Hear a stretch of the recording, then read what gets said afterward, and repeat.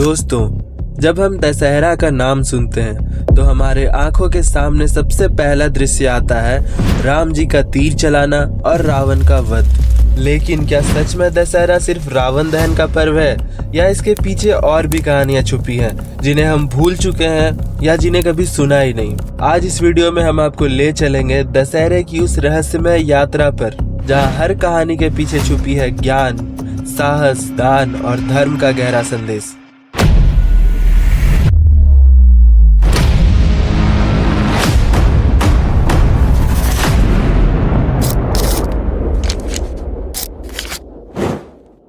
लंका का युद्ध आखिरी चरण में था। राम जी का तीर चला और रावण जमीन पर गिर गया। पूरा रणभूमि शांत हो गया। सबको लगा अब बुराई खत्म हो चुकी है। लेकिन दोस्तों, असली चौंकाने वाली बात तो अब हुई। राम जी ने अपने छोटे भाई लक्ष्मण से कहा, लक्ष्मण जाओ, रावण के पास बैठकर उससे कुछ सीखो। वो बहुत बड़ा विद्वान है, शास्त्र और वेदों का ज्ञाता है, शिव का भक्त है। उससे सीखने का ये आखिरी मौका है। लक्ष्मण जी को पहले ये अजीब लगा। उन्होंने सोचा दुश्मन से कोई ज्ञान कैसे ले सकता है, लेकिन राम जी के समझाने पर वो गए और रावण ने लक्ष्मण से कहा, जिंदगी की दो बात याद रखना। पहली, अगर कोई अच्छा काम करना है तो उसे तुरंत कर लो, देर करोगे तो सही समय निकल जाएगा। और दूसरी, अगर कोई बुरा काम करने का मन हो तो उसे जितना हो सके उतना टालते रहो, क्योंकि एक बुरा कदम पूरी जिंदगी बर्बाद कर सकता है। दोस्तों, हर साल दशहरे पर हम देखते हैं रावण का विशाल पुतला जिसके 10 सिर होते हैं। बचपन से ही यही हमें बताया गया है कि रावण के 10 सिर थे। लेकिन क्या सच में उसके 10 सिर थे या इन सिरों के पीछे कोई गहरा राज छुपा है? असल में रावण के 10 सिर उसकी ताकत नहीं बल्कि उसके बुराइयों के प्रतीक हैं। ये 10 सिर नहीं, 10 बुराइयां थी, जैसे काम, क्रोध, लोभ, मोह, अहंकार, ईर्ष्या, दूसरों को गिराने की भावना, आलस, अन्याय और हिंसा।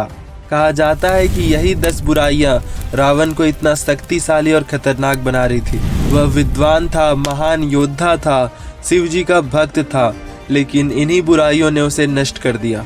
दोस्तों, दशहरे का असली संदेश यही है कि हम सबके अंदर भी एक छोटा रावण छुपा होता है। कभी गुस्सा, कभी लालच, कभी घमंड और कभी आलस।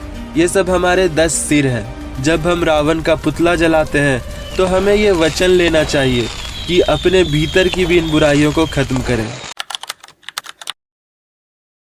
दोस्तों, दशहरे के दिन महाराष्ट्र और आसपास के इलाकों में एक बहुत अनोखी परंपरा है। लोग एक दूसरे को आपटा नाम के पेड़ की पत्तियां देते हैं और उन्हें सोना कहते हैं। आपने भी सुना होगा, दशहरे पर सोने के पत्ते बांटे जाते हैं। लेकिन क्या आपको पता है ये परंपरा कैसे शुरू हुई? कहा जाता है कि अयोध्या के राजा रघुराज बहुत ही दानी और धर्मात्मा थे। एक बार उन्होंने बहुत बड़ा यज्ञ करने का निश्चय किया। यज्ञ में दान देना जरूरी था। राजा ने अपनी सारी संपत्ति दान कर दी। सोना, चांदी, गहने, अनाज सब कुछ दे दिया। इतना कि उनके पास कुछ भी नहीं बचा। लेकिन यज्ञ अधूरा नहीं छोड़ा जा सकता था। तब धन के देवता कुबेर प्रसन्न हुए। उन्होंने राजा की परीक्षा देखी और आशीर्वाद दिया, हे रघुराज, तुम्हारा दान अद्वितीय है। आज से आपटा वृक्ष की पत्तियां सोने के समान मानी जाएंगी। लोग इन्हें एक दूसरे को देकर समृद्धि और शुभकामना बांटेंगे। और तभी से दशहरे के दिन लोग आपटा की पत्तियां एक दूसरे को देते हैं। ये सिर्फ पत्ते नहीं बल्कि समृद्धि, मित्रता और आशीर्वाद का प्रतीक है। दोस्तों, क्या आपने कभी गौर किया है, दशहरे के दिन लोग सिर्फ रावण दहन नहीं करते बल्कि अपने घर, दुकान, गाड़ियां, औजार और यहाँ तक कि हथियार तक का पूजा करते हैं, क्योंकि दशहरा माना जाता है नए आरंभ का दिन। महाभारत में पांडवों ने वनवास पूरा होने के बाद विजयदशमी के दिन ही अपने अस्त्र शस्त्र फिर से निकाले थे। उन्होंने शमी वृक्ष को प्रणाम किया और धर्म की रक्षा का संकल्प लिया। तभी से ये परंपरा शुरू हुई कि दशहरे पर शस्त्र पूजा की जाती है। आज भी इस दिन लोग अपने वाहन, औजार और कामकाज की चीजें पूजते हैं, क्योंकि माना जाता है कि जिस काम की शुरुआत दशहरे पर होती है वो सफल होता है। किसान अपनी हल और ट्रैक्टर की पूजा करते हैं, व्यापारी अपनी दुकान और तिजोरी की पूजा करता है और सैनिक अपने हथियारों की। दशहरा हमें सिखाता है कि ये दिन सिर्फ बुराई खत्म करने का नहीं बल्कि नई शुरुआत करने का भी है।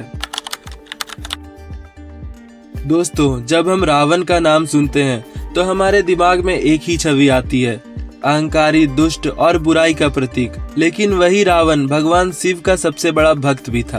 कहा जाता है कि रावण ने हजारों सालों तक तपस्या किया। उसने अपने शरीर के हिस्सों की भी बलि दी और शिव जी की आराधना की। उसकी भक्ति से प्रसन्न होकर भगवान शिव ने उसे अतुल्य शक्ति और ज्ञान का वरदान दिया। लंका का स्वर्ण महल और अनेक दिव्य अस्त्र भी उसी भक्ति के कारण मिले। लेकिन दोस्तों, रावण के भक्ति में भी अहंकार शामिल था। एक बार उसने सोचा कि वो पूरे कैलाश पर्वत को उठाकर लंका ले जाएगा। जैसे ही उसने पर्वत उठाने की कोशिश की, भगवान शिव मुस्कुराए और अपने पैर का बस एक अंगूठा कैलाश पर रख दिया। पर्वत वापस जमीन पर गिर गया और रावण उसके नीचे दब गया। वह दर्द से कराहने लगा, लेकिन फिर भी उसने शिव स्तुति शुरू कर दी। शिव जी उनकी प्रार्थना से प्रसन्न हुए और उसे मुक्त कर दिया। उन्होंने कहा, रावण, तेरी भक्ति महान है, लेकिन तेरा अहंकार ही तेरा विनाश का कारण बनेगा। और सच में वही हुआ। तो दोस्तों, रावण की ये अनसुनी कहानियां हमें बताती हैं कि भक्ति अगर अहंकार के साथ जुड़ जाए तो उसका परिणाम विनाश ही होता है। अगर ये वीडियो आपको अच्छा लगा तो इसे अपने दोस्तों, परिवार के साथ शेयर करें और सब्सक्राइब करके सपोर्ट जरूर करना। Thanks for watching. जय श्री राम।